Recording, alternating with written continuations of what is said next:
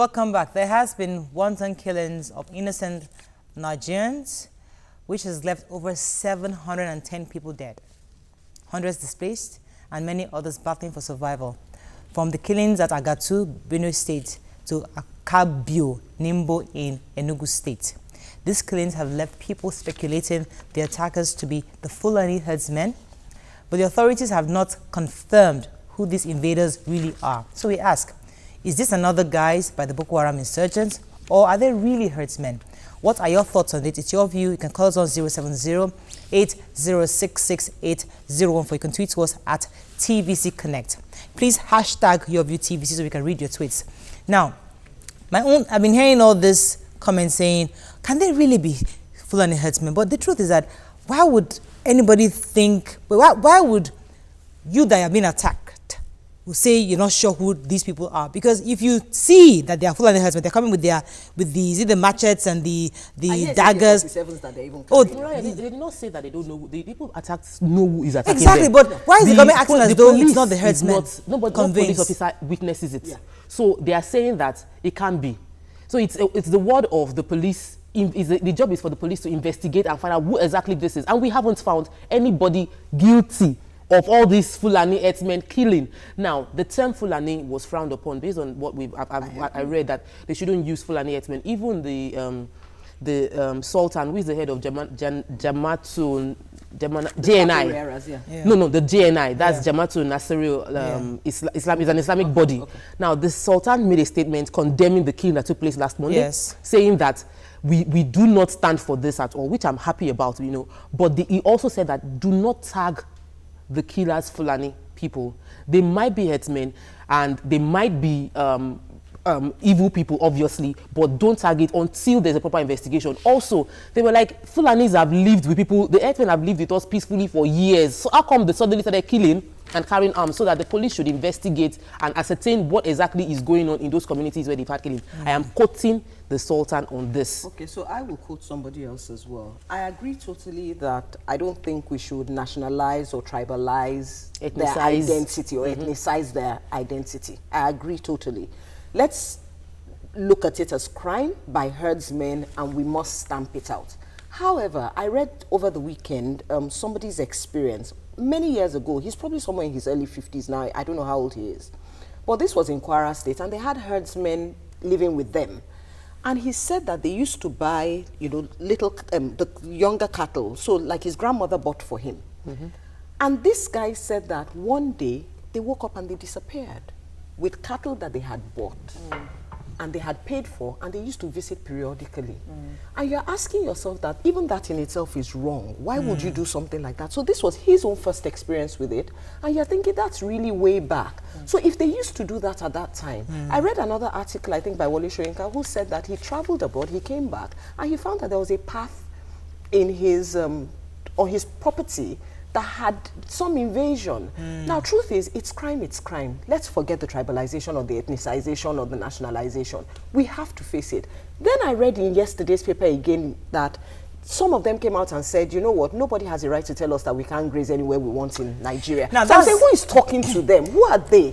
Okay, that's another issue I wanted to bring up concerning this matter, because the grazing bill was presented. A lot of the southern senators totally rejected it, especially because the bill is likely to benefit the private owners of this cattle.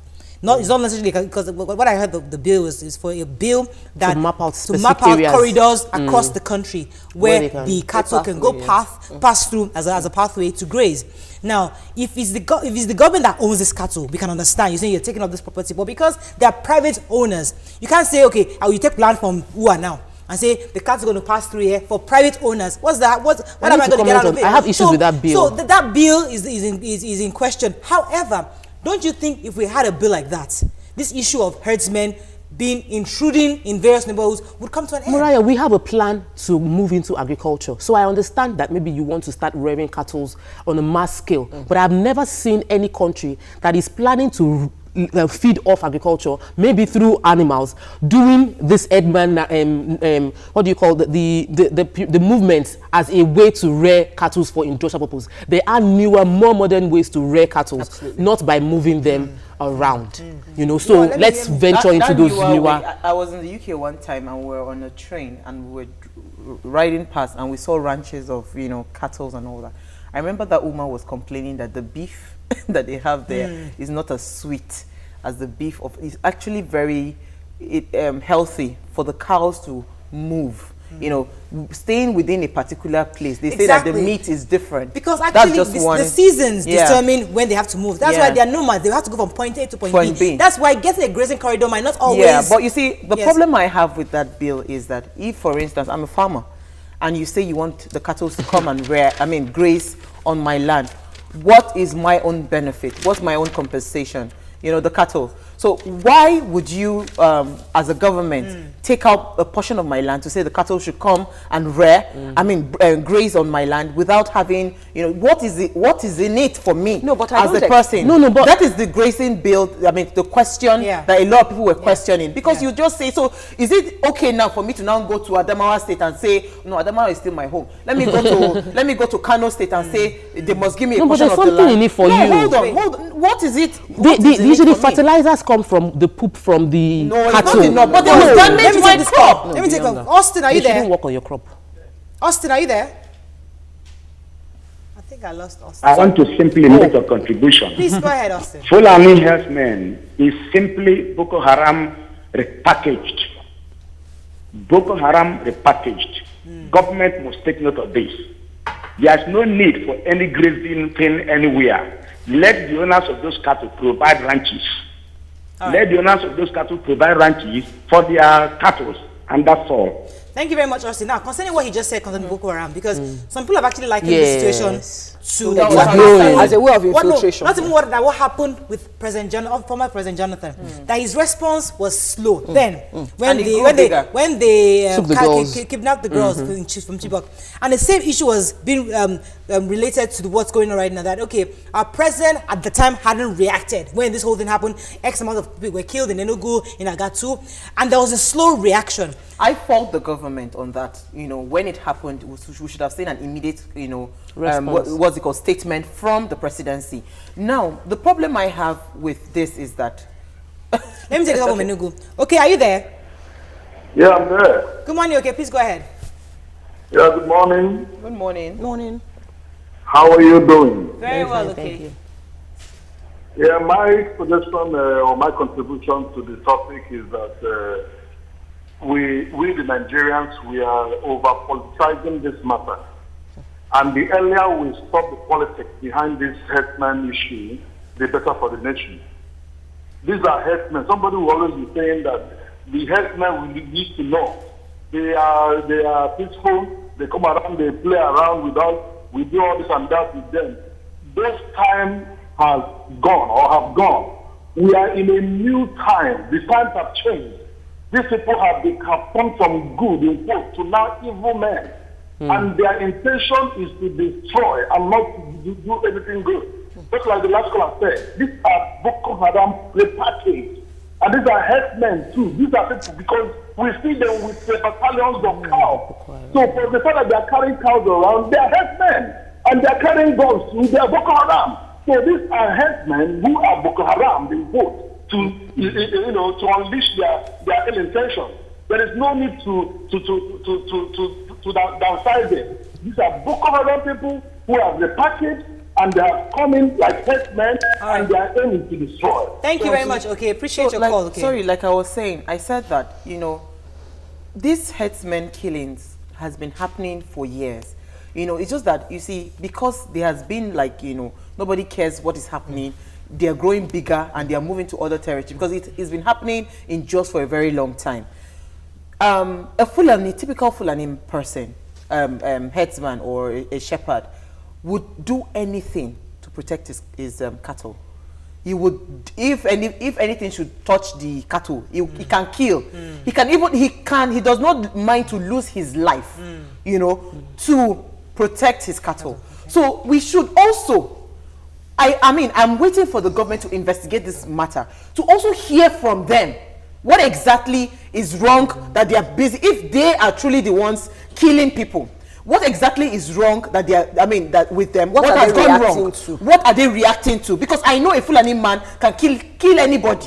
But you know, if anybody touches his cattle. So killing anybody is not right. But no, I'm saying that is their lifestyle. Let me ask a question. What I don't understand is, why are they carrying AK-47s? Because they say that's what they are carrying. Because normally they don't carry guns. They carry arrows and all those things. I don't understand the AK-47. Now that brings me to the issue of security, because remember, our president removed all the various security posts, checkpoints throughout the nation. Now, is it possible that has made easy access to go to the I don't agree with that. With the checkpoint case situation, because this isn't a new case. It's been ongoing rather under the former administration, and they had checkpoints, and they don't check the Fulani headsmen. So we don't know. They didn't kill anybody in the bush now. No, it was just they did. In Enugu. I'm not saying Enugu. I'm talking about South. No, it's just one-off. This is just one-off. Enugu is one-off. People have been dying in Benue. People have been dying in Jos. So it's been ongoing. Yes. Even we had a case where in 2000, our president then, a former head of state, came all the way to the south to visit in Shaki to negotiate that you are killing the headsmen. He represents the headsmen. Our president is the grand patron of all the headsmen. So the fact that he's not saying anything right now is worrisome. I voted for him and I want him to speak up, because he spoke for them when they were being killed. Yes. So why is he not saying anything? And I'm not saying that through press secretary. I'm saying that the president should address the nation concerning the Fulani headsmen killing. Directly. And the risk we run here is that the fact that he is not saying anything, and we don't know what the position of the government is and what the plan is to end this crime. They've said different things, but he hasn't come out to say, okay, they've talked about the 18-month plan. Do you understand? But my worry is that the people in Oyo State, the Agbekoya farmers or something like that, they've said, you know what, we'll resist them. The people in Enugu say, you know what, we'll resist them. So what will happen is that it's chaotic. It's going to become a chaotic situation. Me trying to defend myself, and it becomes a serious clash. So maybe if our president said something, it might even disarm or even down tension that is on ground. Okay, let's take a quick break. We're going to bring in a security expert. We're also going to call in a Fulani headsman. I think a headsman, their boss in Ogun State. I think we're going to have him on the phone. Stay with us. We'll be right back.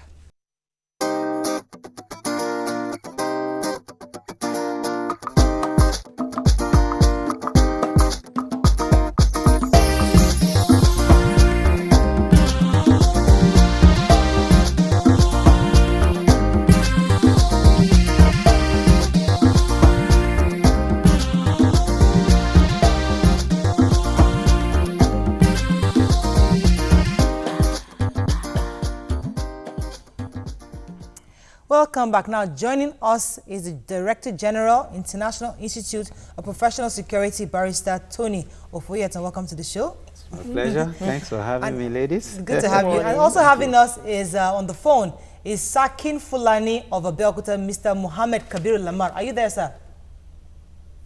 Hello, sir. Okay, I think we're still trying to connect with him. So, you've been hearing what we've been saying. Yeah, I've been hearing. Very exciting.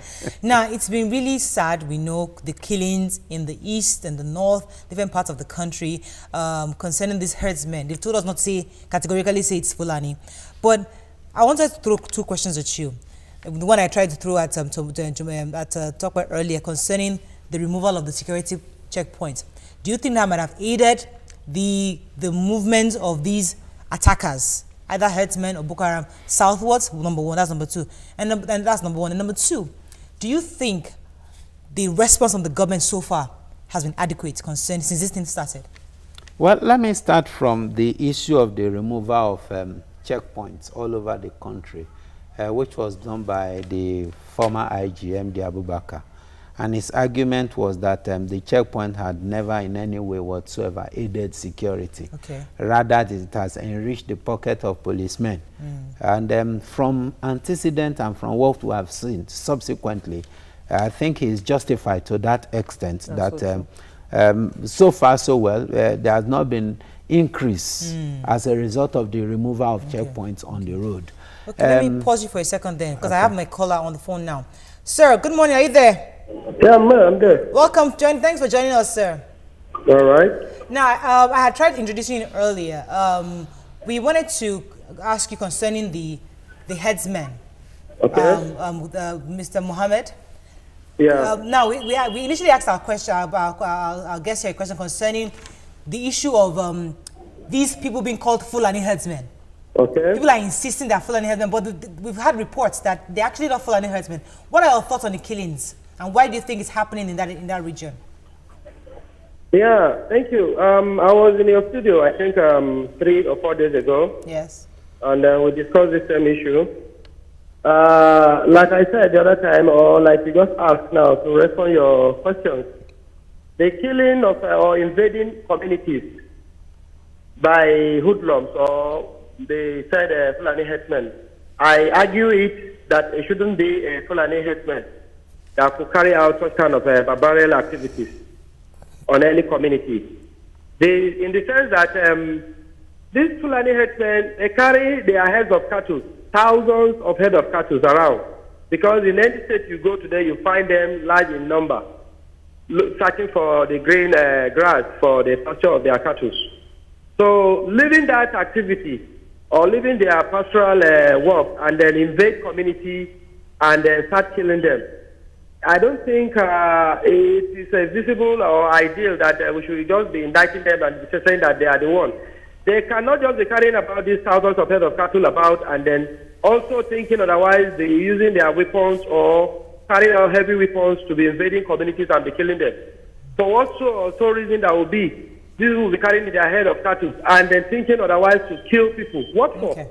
Okay. They will want to live in peace and harmony with every community in order also to carry out their businesses peacefully, so that these cows will feed on the green grass and then grow in size of number. And you know, this is a region where this thing is much more consumed. I mean, the cattle themselves.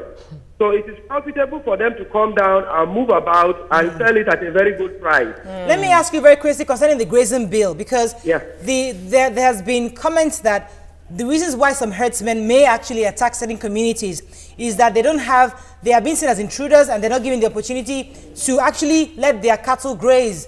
So what are your thoughts on that grazing bill? Would it help the herdsmen, or do you think they are better off without it because they are nomads and they go from community to community? What are your thoughts on that? Yeah, my concern mostly on that bill is let the government call people that are concerned. Somebody will not just sit in Abuja and start discussing about bill of which you don't even know a particular flashpoint whereby these people are interested in. The gazetted grazing reserve or grazing games or wherever, most of them are not functioning and most of them are not even reliable for this business. If the particular people who are in charge, who are in this business are called, the bill will be discussed and it will come to a terms of agreement between the particular herdsmen and the communities. Because the communities themselves are crying that who will surrender his part of land for cattle grazing, because they are used to farming and they cannot leave that farm. So I think if an assessment is made by the two parties and other parties involved came to assist, definitely we'll come to a resolution. Not until we just start war of words on air, most times on papers, this, that, and that one. Because that is the most important, that is the most thing that is killing the whole show. You go to paper, people are killed in a social place. You go to radio, thousands of people are, which is not true. All right, thank you very much, Mr. Mohammed Kabir. I really appreciate your call. I wanted to just get your own perspective before we then talk to our guests. Have a lovely day, then see you another time. Yes, sir. So you've heard everything Oga has said concerning, do you agree with him? I agree with him to some extent and some other areas because he is, you know, in law there's this thing you call circumstantial evidence. The best evidence is always the evidence of an empirical observer. An empirical observer is somebody who says, I saw, I was there, I witnessed it. Now, it's different from those of us who sit down at the studio and do some analysis, or himself too that will say, no, it's not Fulani headmen and the like, or don't call them Fulani headsmen, or why should they attack? Definitely, it's not this set of people. Now, if the villagers are saying these are the set of people that attacked us, who are you? Who are me to say they are not? They are the victim. They witnessed it. They saw it. So it is not in our own purview to begin to say they are not. On what ground are you saying they are not? But from it's going to be based on assumption. Yeah, sir, exactly. From his argument, because you see, these are people that walk on foot. So if they go to Enugu, you know, wouldn't there be like a return leg? They go across and they will have to come back. Would they not come on foot? If from his own argument that they cannot just be going about killing when they have a lot of cattle on their hands. No, I need to. When people, at least you can trace them. It's not like they are flying or something. Let me say something very quickly about these herdsmen. It's an organized trade. Okay. It's not as nomadic as we think. Okay. It's not even as nomadic as we discuss. Okay. Now, a simple experiment is like somebody said here. If you attack a cattle, now it is possible for you to attack the cattle and go with it. Now, in few hours' time, or subsequently, you will see that that same person would have gone to his group and most likely come back. Are you there with me? It means that even though you are seeing one herdsman rearing hundreds of cattle, he is strategically not alone. Strategically not alone.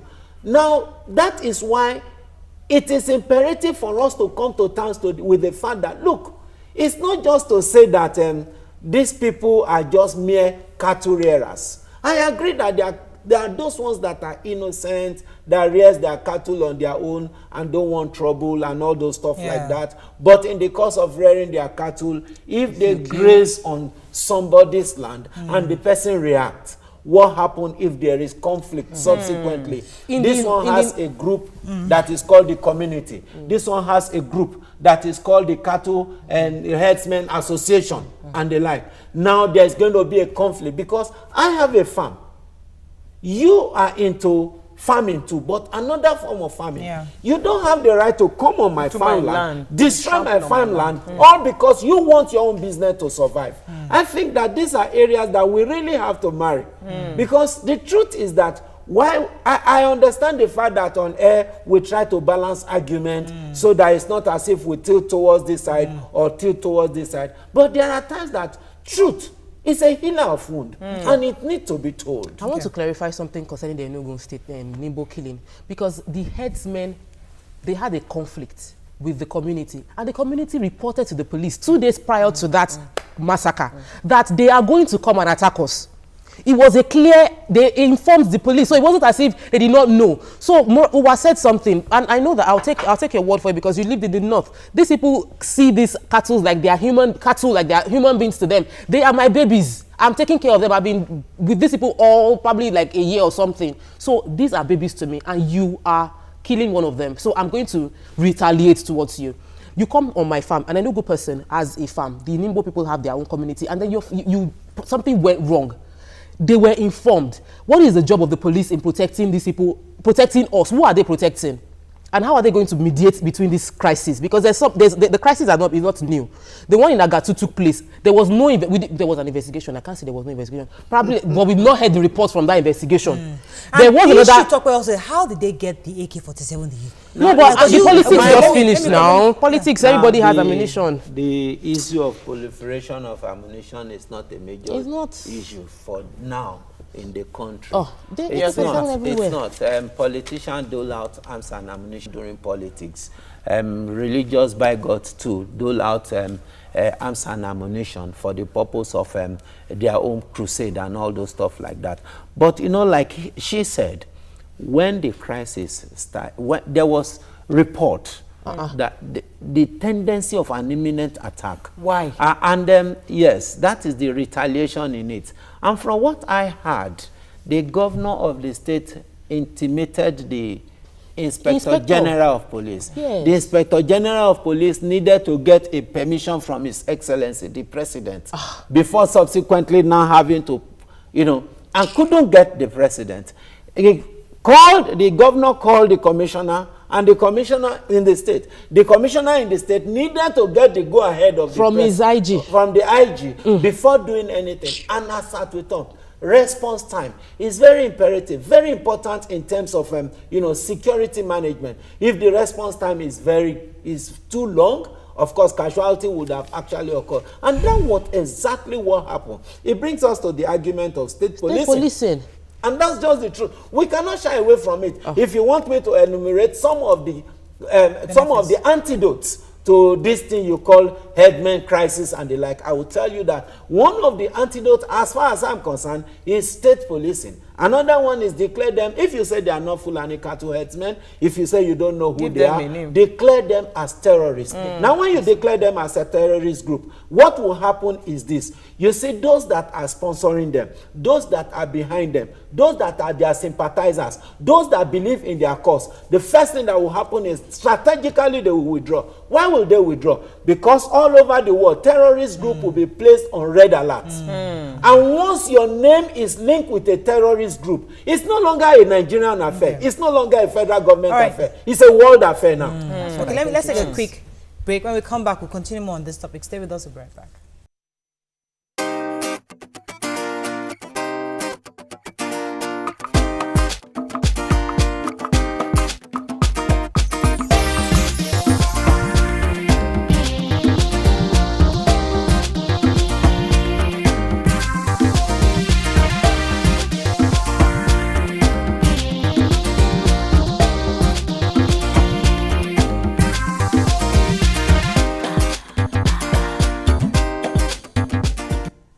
Welcome back. I think I have a call from Maiduguri. Good morning. Are you there?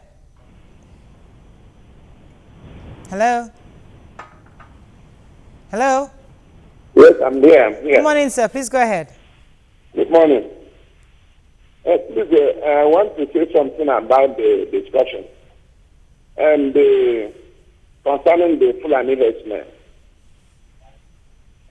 Go ahead, sir. We can hear you. Fulani herdsmen. In Maiduguri here, we have, I happen to be a farmer. And we have two categories of cattle rearers, or two tribes that rear cattle here. You have the Fulani cattle rearers, and you have Kwayam. And this Kwayam, they are Kanuris. And they are not troublesome. But the Fulanis, they are always violent. Sometimes you may even finish planting your land. The things have dominated. They are always armed for war. They will pass all the places they pass. Everything there will just be destroyed. And always ready to fight. So, and I think the reason why the thing has skyrocketed now is because they know that the present president supports them. Considering what he did during the time in the West, where he went to stand for them in, I think, Shaki. And now the same, now being the head president now, those people are now knowing that, that their man is the one in authority. And the president has to come out to tell them that I am not in support. Exactly. Thank you very much, Sunday. I think you made a point that a lot of Nigerians are asking for that. And I'll come to your guests and I'll take some tweets also. Because people are feeling that because our president is also a headsman, that's part of his property. That so people are saying that the confidence these people have to actually engage the communities in this kind of violence is because they have that confidence. Do you agree with that? So and after that, Goodson is also saying that all the Hausa Fulani governors in the north own these cattle and empower the herdsmen. So what do you expect? So everybody is thinking that because they have a stake in it, that's why they are quiet about it. What are your thoughts? Not just the governors alone. I'll tell you that many of the military generals from the north are farmers. They own the largest mechanized farm you can think of in this country. And I asked a simple question. I said, assuming any of these cattle rearers come to their own farm or run into your mechanized farm, the cow does not have, it's not his business whether it's mechanized or not, and grazes all your crops, everything you have spent millions of naira. How will you feel? Will you still take the same position you take with the same grazing in Anambra, in Enugu, or in Kwara? Let me take this call from Joe, and I'll come back to you, sir. Joe, are you there from, I think, Niger State? Yeah. Please go ahead, Joe. Yeah. Yeah. You see, these Fulani herdsmen, here in Niger State, we normally see Fulanis and they are cattle rearing. Understand? So, one thing I don't understand, one thing I think here is, I think those groups, they are terrorists. They are not just Fulani herdsmen here. Understand? These people are on a mission to destroy. We can't just call them Fulani herdsmen now. We put the whole thing on Fulani, that these are Fulanis, that everything because they rear cattle. The main issue is we don't even know where we stand about the Boko Haram stuff and these Fulanis. If Nigerians is all dealing with terrorists, we don't understand as Thank you, Joe. Let's take some tweets, please. Thank you very much, Joe. Ask your guest how can herdsmen moving with at least 100 heads of cattle attack a community and disappear without a trace? Then Ugochi Unsofo, that's from Maladi Yusuf. Ugochi Unsofo says, even though I don't want to attribute them as terrorists, their killings, etc., are not to be overlooked. Buhari, please say something. Sixto says, headsmen, I think not. The Catholic Archbishop Onyeka was attacked in Edo. We need to beware. They would reach Lagos. That's what he's saying. Okon says, this is an issue between life and death, so it shouldn't be treated in a soft tone. PMB and his men need to stand up and face it. We need to talk solution because we only have a few more minutes. Yes, Tokwe. So, the police are supposed to protect lives and property of everybody, Fulani otherwise. The Igbo Youth Forum have made a statement that based on the Fulani killings, the Fulani herdsmen killing that have taken place, the only people that have been arrested are Igbo people that carry out a reprisal attack. That so it gives that the DSS position is lending credence to the fact that the president is in support of the Fulani men. Now, the president, as I said, is the grand patron, live grand patron, so he speaks for them. And he needs to say something. More, number two, when the investigation takes place, they need to declare these reports. We need to know, people need to know what's going on. You can't just investigate. None of the investigations have been concluded. So we cannot say we don't know that who these men are and how the killings are taking place. So they need to conclude. Two, the ammunition sweeping away. We know that we have ammunition everywhere. Everybody knows that politics releases AK-47. So how are we taking care of that? Let me come to you, sir, because we need to round up very quickly. You mentioned state policing as key, declaring them as terrorists. Are those the immediate things we can do, or is there anything that we can do immediately right now? Because the families, I mean... But how can you differentiate between the peaceful one? Like the caller said, there are peaceful headsmen and there are the ones that are troublesome. So how would you declare them as terrorists without, you know... No, you see, the whole thing is we are now in modern world wherein you must understand that every land that does not belong to you that you step upon technically is a trespass. Let's just be factual with that. The fact that you have cattle and your cattle need to graze, it's not automatic that you enter somebody's property without the person's permission. All these years. Now that is one thing the government must genuinely and truthfully come to terms with. Now, like she said, then you want to now ask a simple question. Cattle rearing is a private business. Why would my private business affect your private business? And the government is going to now arrest one side and leave the other side, like she said. I think the government need to really come out very clearly and justly. And the president, as far as I'm concerned, the president need to really look at a more sophisticated and modern way of grazing cattle and the like. You can have 1,000 cattle and feed them on the same spot, even with the same thing we are talking about. And they can move to another portion. If it is the movement that will make the so it's not a matter of that they must move to people's land, move to people's property. Look, the life of one human being is more important than 20 million cattle. That's to you. That's to you. That's the reality. That's the fact. We know that. Let's not pass the wrong message. We know that. No, we know that as human beings. We know that. But we have to respect. You cannot bring into their consciousness that the life of one person is more important. I understand that. I understand that. You're right. You're totally right. Everybody's worldview is totally different. Yes. And that's why we must be able to strike a balance. View. We must respect their view. No. We must respect them. Unfortunately, we have to round up. Is that not a view? We have to round up, sir. Women's circumcision, is that not a view? Why are you campaigning against it? Okay, so I think that's a debate we can actually take for another day, because it is actually very, very deep. That is a valid question. Is one life as important as a whole cattle?